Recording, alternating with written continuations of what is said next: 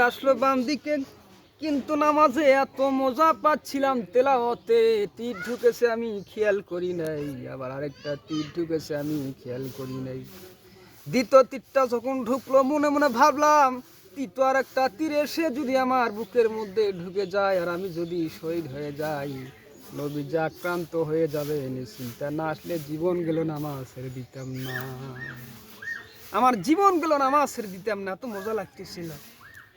নামাজ নামাজ এই নামাজ হচ্ছে মুসলমানদের সবচাইতে প্রিয় জিনিস।